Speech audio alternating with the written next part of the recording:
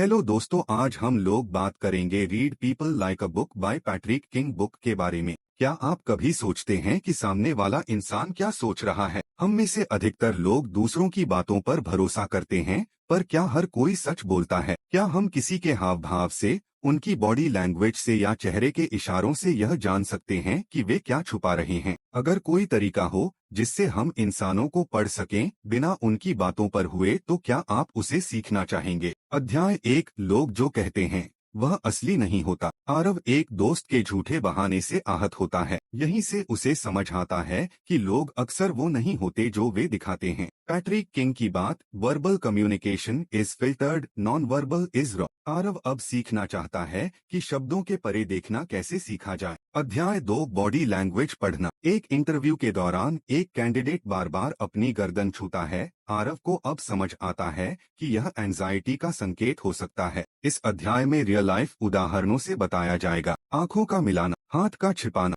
पैर का direction. Patrick King के नियम, observe clusters not one signal. अध्याय 3, माइक्रो एक्सप्रेशंस और झूठ पकड़ना। आरव एक पुरानी दोस्त से झूठ पकड़ता है, सिर्फ उसके चेहरे के माइक्रो एक्सप्रेशन देखकर। पैट्रिक किंग बताते हैं कि झूठ बोलने वाला अक्सर बहुत ज्यादा विस्तार देता है, अपना चेहरा कंट्रोल नहीं कर पाता। कहानी में सीन होगा जहां आरव अपनी इंट्यूएशन पर यकीन करता है। अध्याय 4, इंसान का मनोविज्ञान और दिमागी ढांचा। आरव एक नार्सिसिस्टिक बॉस के साथ काम करता है और अब वह पहचान लेता है टॉक्सिक बिहेवियर को। पैट्रिक किंग सिखाते हैं कॉग्निटिव बियासेस जैसे कन्फर्मेशन बायस, हेलो इफेक्ट। कहानी इस बात को एक्सप्लोर करेगी कि कैसे हम दूसरों को गलत समझ बैठते हैं। अध्याय 5, सहानुभूति और सुनने की कला। आरव अब सिर्फ देख नहीं रहा, वो सुनना सीख रहा है, एम्पैथी के साथ। एक दोस्त की मुश्किल को वो तब समझ पाता है जब वह जजमेंट छोड़कर सुनता है। पैट्रिक किंग की सलाह, listen to understand not to reply.